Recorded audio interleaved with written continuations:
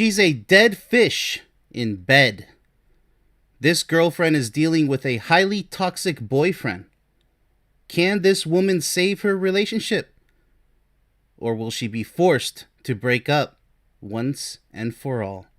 Find out in today's episode of Coach Ben's Case by Case. Let's get right into it. My boyfriend called me a dead fish in bed as a joke. What should I do?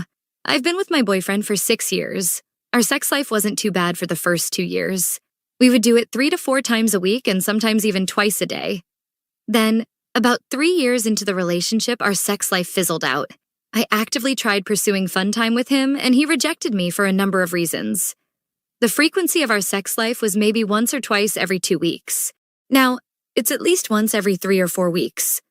I'm overweight, been sexually assaulted, have severe PTSD, and am insecure about myself in bed and out. When we do it, it's almost always missionary.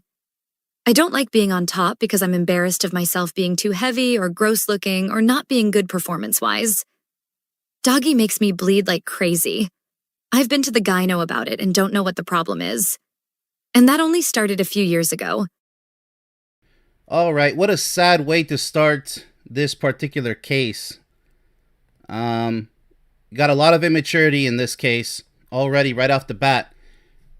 So he's 29, she's 28, about to be 30 years old. They should have a level of maturity beyond this. Well, the boyfriend so far. My boyfriend called me a dead fish. For those of you who don't know, a dead fish is somebody who's just really lousy in bed. Usually it's said towards the woman, but you'll be surprised the same could be said about the man. It's an insult and it's not supposed to be something polite at all. People do joke with this term, dead fish. I understand, but it is inappropriate in a serious relationship. I understand the jokes, but only if both partners agree that it's funny, and it really shouldn't be made a big deal unless it's some type of inside joke used very lightheartedly, because it could be extremely offensive.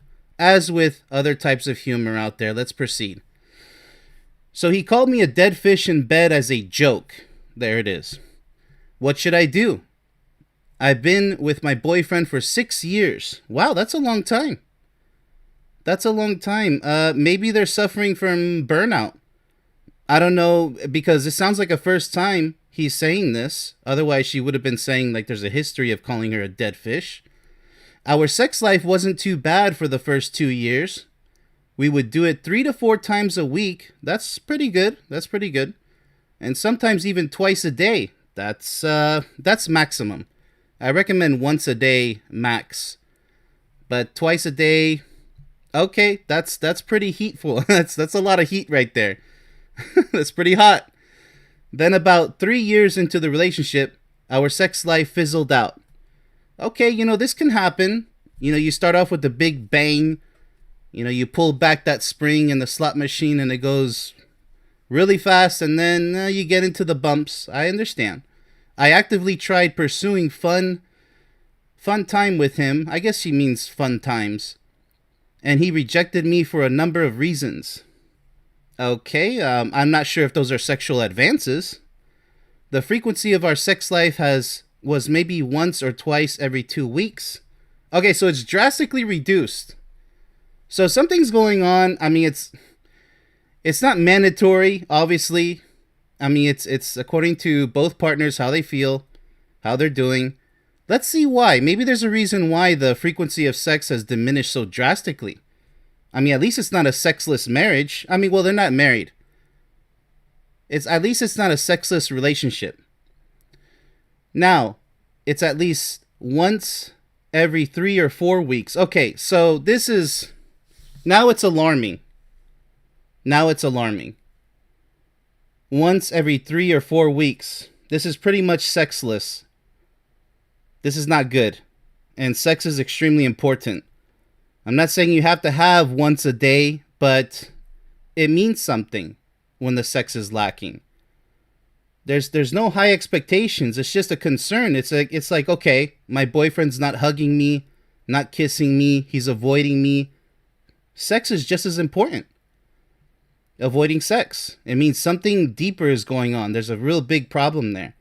I'm overweight, been sexually assaulted, have severe PTSD, and am insecure about myself in bed and out of bed. Okay, so she's admitting her issues that she has mentally and emotionally, which is very nice. That gives us further insight into this case. And hopefully her boyfriend respects this. When we do it, it's almost always missionary. Okay, well,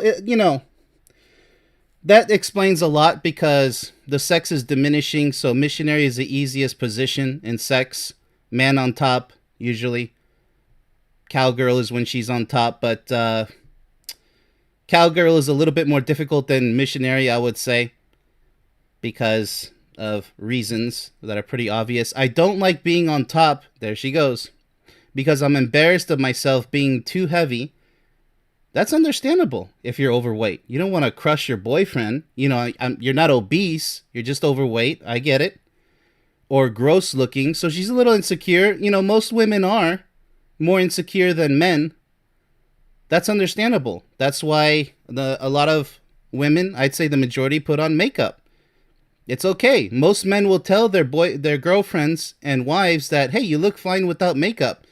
But what do the wives and girlfriends do? They put on the makeup anyways. I mean, they have a right to. That's their gusto. But you should love your girlfriend or wife just as much without makeup. And it's completely understandable if they want to put makeup on. If she's insecure, in this case, on top, in bed because she's naked, she's insecure, 100% understandable. Let's go ahead and proceed here. Or not being good performance-wise. Okay, yes, so she's insecure about performance. Yes, that is a legit reason to be insecure as well. All it takes is practice, but let's see if the boyfriend is willing to make practice makes perfect. Doggy style makes me bleed like crazy. Okay, so she has a medical issue going on. That's not supposed to happen. I mean, unless a woman is a virgin. I've been to the gyno about it and don't know what the problem is. Okay, yeah, you need to find out. And your boyfriend should be very understanding of that. This probably also describes why they've only had sex at least, once every 3 or 4 weeks, which is very little. She's going through a problem. That should be respected and dealt with as a priority in the relationship. And that only started a few years ago. Well, I hope she's seeing, the continued gyno visits because it sounds pretty significant. So that's a big issue there. The insecurity and the physical complication with sex. Yes, this is going to be difficult because where there's a problem and she has to go see if there's any remedies for this problem, then she's also dealing with mental and emotional issues of her own. So her boyfriend needs to be, if he really loves her, he needs to be very understanding, very supportive, and he needs to be there for her. He needs to really love her during these tough times. No matter how long it takes, there has to be a remedy to this, all of this. So let's go ahead and proceed and see exactly how the boyfriend is, because is he sexually incompatible with her? Does that explain also the lack of sex? The frequency? Is he lacking empathy? Is he not being gentle with her? Is he being selfish? Is he not in love with her? Let's find out. I mean, thankfully they're not married yet because these are really big problems. Calling your girlfriend a dead fish. Let's see if he really means what he says. Let's go ahead and proceed. Regardless of all that, I still actively try to pursue him, and he rebuffs me more often than not. And when we actually do, I feel essentially like a sex toy. I can't explain it better, but he only has sex with me for his own completion. We never do foreplay. He just jumps right into it. And when we do, he literally lays his entire body weight on me and holds the top of my head or shoulders while he digs his elbows into my chest to move in and out of me. It's really weird and uncomfortable. I never enjoy it, and I try to do other things, but he finishes in less than 5 minutes anyway. Moving on to last night. I was quoting this song that's trending where it goes, "Is somebody gonna match my freak?" And I said it kind of messing with him, but said it's just because of the rarity of us ever having sex anymore. Then immediately he goes, "You're one to talk. I'm not the one lying there like a dead fish." All right, so what a mess. Now, this really paints the picture even further. It looks like she's dealing with an abusive, toxic boyfriend. This is not. This is not right. This is really bad. It is abuse. It's abusive behavior. I mean, let's go ahead and go over this. This is a train wreck so far, and we're not even deep into the case yet. Regardless of all that, I still actively try to pursue him. So she's trying. We're gonna give her the benefit of the doubt, as we always do in case by case. And he rebuffs me more often than not. And when we actually do, I feel essentially like a sex toy. So she feels like she's being used.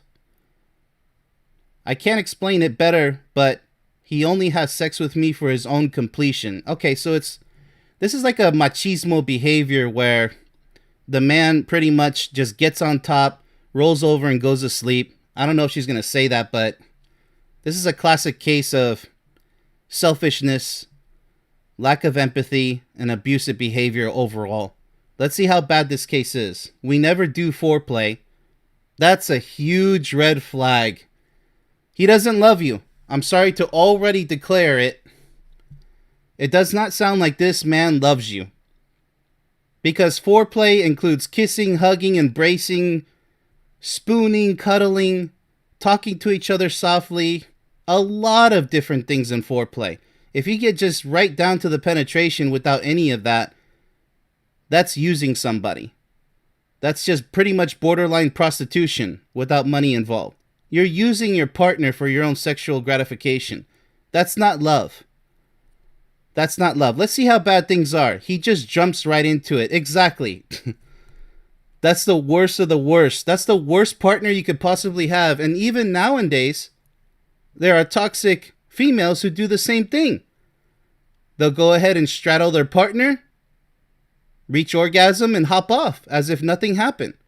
As if you put a quarter into the machine, you rode the little airplane, and you get off the ride. The carousel.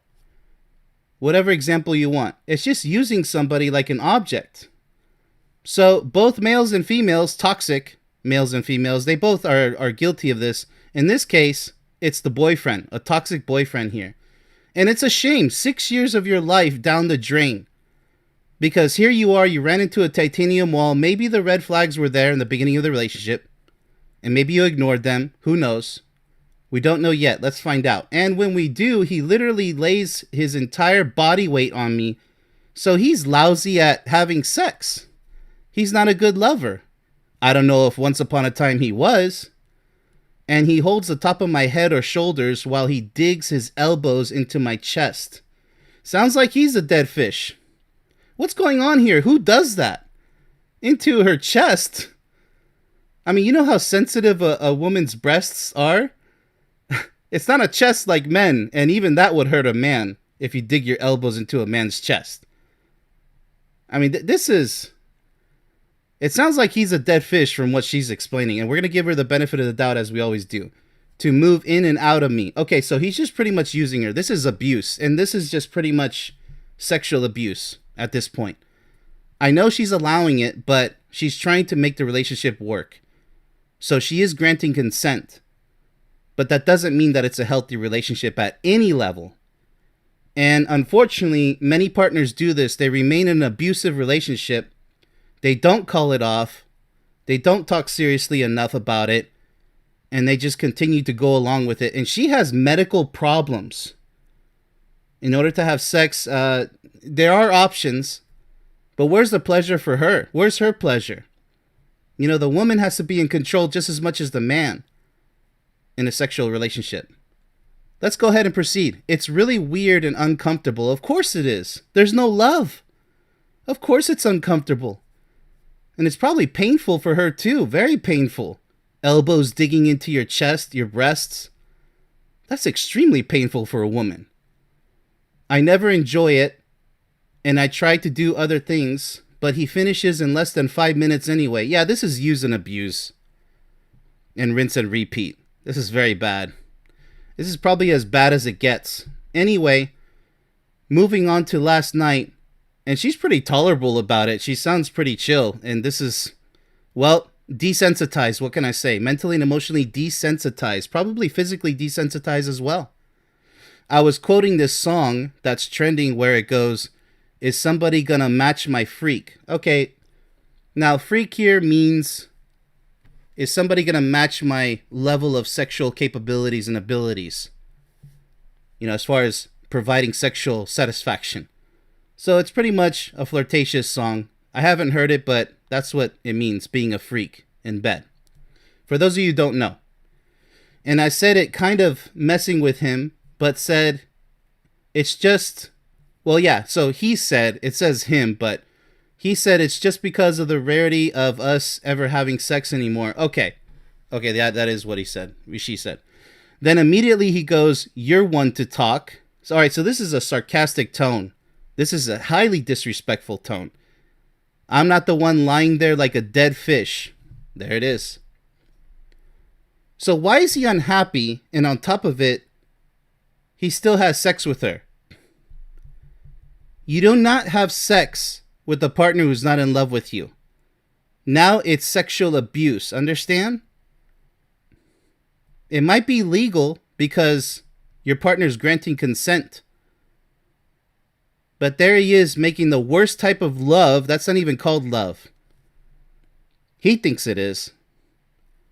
Unfortunately, this relationship is over, in my humble opinion. It's over. The abuse has already been done. Sexual abuse should never be tolerated.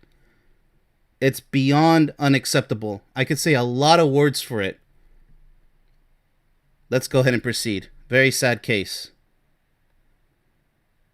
He then proceeds to mock me by stiffly shaking around on the bed, moaning and laughing. I didn't know really what to say, but it hurt bad. I went to the bathroom and lost it. Finally, I built up the courage to go to him and tell him how bad that hurt me. He said he was only joking, but I said that joke genuinely hurt, and I didn't think it was funny at all. Just for a quick background, my boyfriend never shows me he loves me in any way. He constantly jokes with me by telling me I stink, always nitpicks all the small things I do, and never says anything sweet to me. Not even a, "Hey, you look beautiful today." So I brought this up to him when confronting him, and he completely ignores me. I ask him to say something, and all he says is, "I don't know what you want me to say." I said you could reassure me I'm not a dead fish for one, and then he just bursts out laughing at me as I'm dead serious, bawling my eyes out to him. This is the first case where I can say so far with 100% certainty that it's just dead over.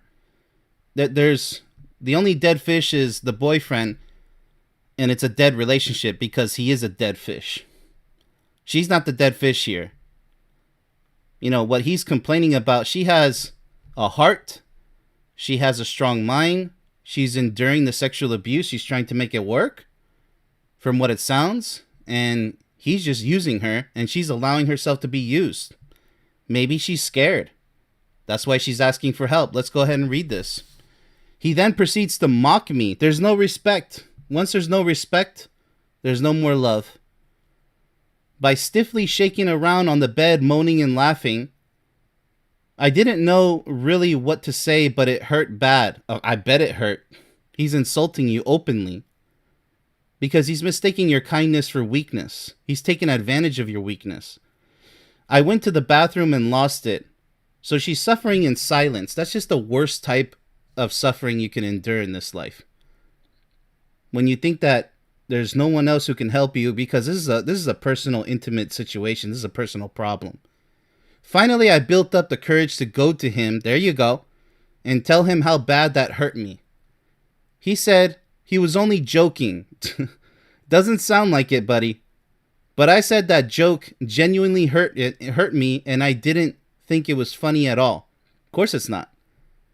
Just for a quick background, my boyfriend never shows me he loves me in any way. Okay, so 6 years together, and she's saying that about the whole relationship in general. Never shows that he loves her in any way.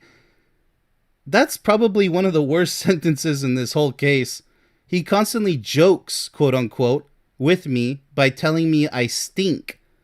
Okay, so she smells bad. Even adding more insult to injury. Always nitpicks at the small things I do. And never says anything sweet to me. And I bet she doesn't stink. I don't think she smells bad. I mean, I can't confirm that, obviously, but From what it sounds, if she's trying to impress him, I bet that includes showers, obviously, but we can't confirm that. But it sounds like, he's just tossing in because, number one, if she says she's not a dead fish, if he's describing her lack of sexual capabilities, then why don't you teach her? If she really is a quote unquote dead fish, which is a very bad term to use if it's being used seriously, because there is a way to use it jokingly only if the woman decides to use it and understand it and you guys mutually agree that it's funny. There is a playful way of using it, but that's very limited, very rare. You guys got to be both on the same page on what type of humor you both have. It's a mutual agreement there to laugh at something that is pretty much highly offensive otherwise. If she lacks sexual talent, because, what have you guys been doing for 6 years? What has the boyfriend been doing? If he's so knowledgeable in the realm of love and sex, why don't you teach your girlfriend? You see, because he's insulting himself for calling her a dead fish. That means that she has a lousy boyfriend for not showing her anything. You're insulting yourself by calling her a dead fish. And so she's over here suffering, saying, well, how can I better myself and you're not going to teach her? If that's the case, if she really is a dead fish to you, why don't you stop mocking her and insulting her and teach her? Where's the love? Where's the care? It's nowhere to be found. And like I said, I'm taking all these cases at face value, 100%, because it could be somebody's lying in a case, but it doesn't sound like it. All right, so never shows me love in any way. That's a very strong statement. He constantly jokes with me by telling me I stink. That's horrible. Always nitpicking all the small things I do. So he's unhappy. He's miserable. Why are you still with her after 6 years? And it's good that you guys don't have children and you're not married yet. 6 years as boyfriend and girlfriend. And she's just enduring this all types of abuse here. It's verbal abuse as well, not just sexual abuse, and never says anything sweet to me. How could you stay in a relationship like that? So she needs to take responsibility and just X out the relationship. I don't know what keeps her hanging on that thread, but it's over. She needs to realize that this was over a long time ago, because she says always and never. Those are very strong words. Those are absolutes. When a woman speaks like that, when a man speaks like that in any type of failing relationship, it's over. When you're saying always and never and you're just saying that very assertively, there's nothing left. The respect is out the window. There's no love. There's no care. There's nothing. Never says anything sweet to me. So what about Valentine's Day, birthdays, holidays at the very least? Not even a, hey, you look beautiful today. You should be telling that to each other every single day. So I brought this up to him when confronting him, and he completely ignores me. Of course he does. Sounds like he's a coward. He's a dead fish coward. What can I say? I ask him to say something, and all he says is, I don't know what you want me to say. Wow. There's no love. The love is gone. I said you could reassure me I'm not a dead fish for one. Yeah, that's for starters. And then he just burst out laughing at me as I'm dead serious, bawling my eyes out to him. So she's just crying her eyes out. She's lost and hopeless. And she's suffering an abusive relationship. Let's go ahead and proceed. Let's see how this concludes. I get mad and say it's not funny, and he gets serious and tells me not to talk to him. He got mad at me for being mad at him for insulting me. I literally said nothing else and stared at the wall until he finally says, I'm sorry, I didn't mean to upset you. He doesn't hug or kiss me or reassure me he doesn't feel that way. So I go to bed without saying a word. The next morning, he wakes up like nothing ever happened, as if it didn't matter. I'm so insanely hurt by this. It's one of the meanest things anyone has ever said to me, and I'm just not sure what to do. I still want to talk to him about it, but this just feels like the last straw for me. I want to tell him I want more reassurance and no more insults like that. Joking or not, he's going to lose me. But I'm afraid he's going to turn it around like I'm the bad guy yet again and get mad at me, and we're going to go in circles. I don't want to lose him, but I'm fed up with not being treated right in bed or out. I don't know how to go about talking to him or what exactly to say. Please, no judgments or insults. I might be in the wrong, but it doesn't feel like it. I just really need advice. Wow. Talk about a final finale to this case. This is very bad. Okay, let's go ahead and go through it. I get mad and say it's not funny, and he gets serious and tells me not to talk to him. Wow. So he's evasive. So now it's triple the abuse, because neglect is another form of abuse. When you fail to talk to each other, go ahead and blow off some steam. Take some time away from each other if you have to, if it's that severe. But once you stop talking to each other and you start avoiding each other and ignoring each other, that's neglect. He got mad at me for being mad at him for insulting me. Yeah. Okay. So this is just straight up. I would call him a narcissist, and because they'll blame you for what they're doing, projecting, right? So they're projecting, saying, "No, you're the one. So you made me do this," right? That's what the classic abuser says. Says, "No, you're the one who makes." So she's not the one who called him a dead fish. She's not the one digging her elbows into his chest and just rolling over pretty much after 5 minutes after getting her sexual satisfaction. No, he's the one doing all of it, but he's going to turn around, just like what a narcissist does. This is the male narcissist right here, and say, "No, you're making me do this. It's your fault." After insulting her, abusing her in 3 different ways, I literally said nothing else and stared at the wall until he finally says, "I'm sorry, I didn't mean to upset you." Classic narcissist response, if they do say that. Because it doesn't take guts for them to say that. They're pretending. Because all of a sudden, you don't know. A lot of narcissists are bipolar. They'll say, "Oh no, I was going to apologize to you the next day. Oh, I didn't mean that." And then they do it again. And they go on this yo-yo relationship with you, this abusive yo-yo relationship. Could be a toxic male or toxic female. In this case, it's the toxic male. You know, it's 50-50 in a relationship. Love works both ways. He doesn't hug or kiss me. Yeah, because there's no foreplay, right? Or just any time. Or reassure me he doesn't feel that way. No, there is no reassurance. They'll just spit that out, say, "Oh, I didn't mean that." Of course you did. Look how you're behaving. It's a sandwich effect, right?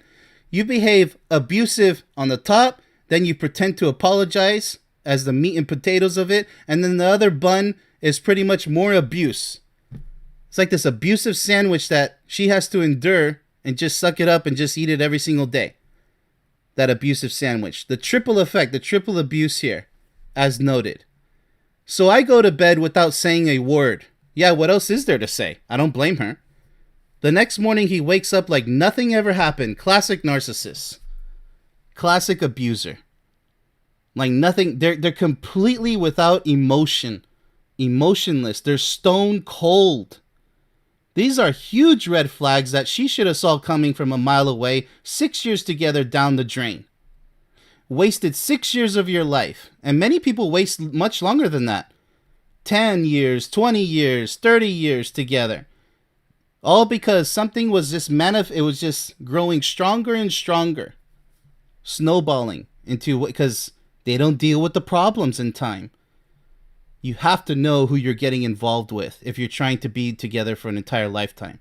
So luckily they're not married, but they should have broken up 6 years ago. Or maybe 5 years ago. Because she said the first couple of years were okay. So probably 4 years ago. When it started going south. Fast. It sounds like. Because she says always and never. As if it didn't matter, I'm so insanely hurt by this. She says hurt constantly. It's one of the meanest things anyone has ever said to me. And I'm not sure what to do. I still want to talk to him about it. Leave it alone, girl. Young woman. That's it. It's over. Get out of there. That's my advice to you. It's done. Finished. Finito. It was over a long time ago. And this is what victims do. You know, the victim mentality is, you know, not in a bad way, sarcastic way, but real victims in abusive relationships, they still stay in there until it gets worse and worse to the point where they risk their lives because their partner could kill them. But they'll stay there to the very end. It's weakness. It's mental and emotional weakness. Notice how she says, I stood up to him. I confronted him. That's not enough. instead of confronting the inevitable, which is a breakup. I don't know why she wasn't wanting to break up a long time ago, but let's keep going. But this just feels like the last straw for me. It's never the last straw for a victim. Now you're going to say, oh no, the next one's the last straw. The next straw is the last one. That's just the victim mentality there with the real victim. I want to tell him I want more reassurance. He's never going to give it to you. And no more insults like that, joking or not. Never going to happen. Not from what I hear. He's going to lose me. Of course he's going to lose you. You think he cares that you're going to tell him that? An abuser doesn't care if you threaten him because I've done that with my own mother, abusive mother. I said, hey, one day I'm going to be gone. Not a care in the world. And all of us, we left the family. So no more kids in the household because an abusive mother and abusive father, we all left the household one by one. And in this case, she's saying, well, you're going to lose me. I don't think he cares. But I'm afraid he's going to turn it around and like I'm the bad guy. Of course, you're always going to be the bad guy. Yet again, and get mad at me, and we're going to go in circles. Yep, you've been going around in circles for what, 4 years, 3 years? I don't want to lose him. I don't have an idea why. See, it's, again, what's going on in the victim's mind? What causes you to just cling on so bad, to just hold on so bad to your abuser? I'm sure you have to go to a psychological topic to understand, the mental aspects of it, but it's just fascinatingly sad that the victim will still endure. I've been in that situation, but, I had to endure for years abusive parents. And then even my brothers and sister were learning how to become abusive. So just because it's in a relationship, it's no different. You have a certain relationship with family members, friends, colleagues, but your actual relationship to your partner, this is unacceptable. I mean, because you're trying to be together intimately and spiritually, emotionally for, soul mates, the mating of the souls, if you believe that. I believe that. And it's not happening, not even on any level in this relationship. All I hear here is abuse, not a problem that can be solvable. You can't solve this problem. It looks like he hung up the towel a long time ago. He hung up the hat. I don't want to lose him, but I'm fed up with not being treated right in bed or out of bed. She doesn't say just in bed. She says out of bed too. So it's chronic abuse day in, day out, no matter if you're talking about sex or not. I don't know how to go about talking to him or what exactly to say. There's nothing to say except it's over. Please, no judgments or insults. No, of course not. You already have enough of that on a daily basis. Why would I give judgments or insults to this? I might be in the wrong. You are, but it's totally forgivable. Absolutely. But it doesn't feel like it. Of course not, because it's understandable. I just really need advice. Well, my advice to you, young lady, is it's over. Thankfully, you don't have any kids. Get as far away from this person as you can. It's not love. It's abuse times 3, probably times 4. She started out saying that he called her a dead fish in bed, but she says in bed and out of bed twice in this case. In the beginning and in the end. She's reminding everybody that this is chronic. This is every day. There's no more sex. Of course she's avoiding sex. I mean, she has a medical issue. She's mentally and emotionally problematic. She has problems that are understandable that also need to be addressed. Hopefully she sees a psychologist for those problems. Or if she's strong enough to handle it on her own, good. But she needs somebody by her side who loves and respects her and understands her and supports her.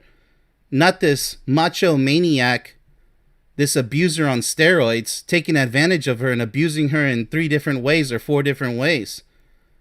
And the only reason why he continues to take advantage of her is because she's allowing it, because she's a real victim here. She's so traumatized in multiple different ways, and that's usually what keeps a victim continuing to be a victim. They don't see a way out. Of course she's reaching out for help by posting this online. She's trying to reach out saying, hey, help me, please. Anybody, I'll take any advice I can.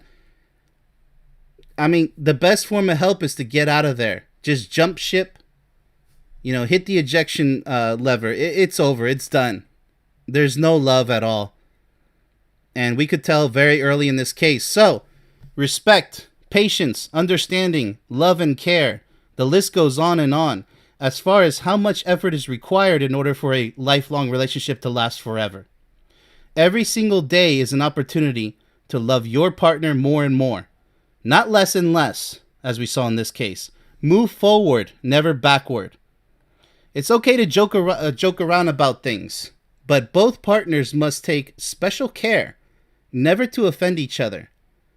Many couples are far too sarcastic and rude to each other, for example, passing such supposed humor as funny, such as the dead fish joke, when in reality it's only heavily decreasing the level of honor and love in that relationship.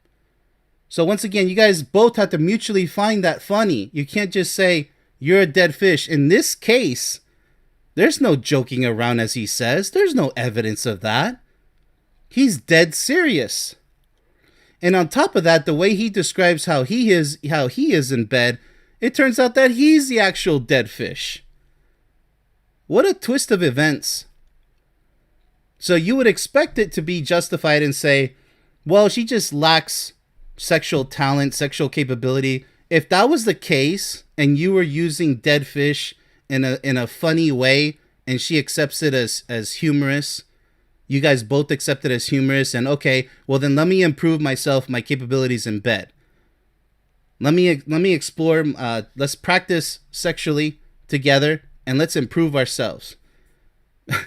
If that's the case. But that's not the case here. It's 100% abuse.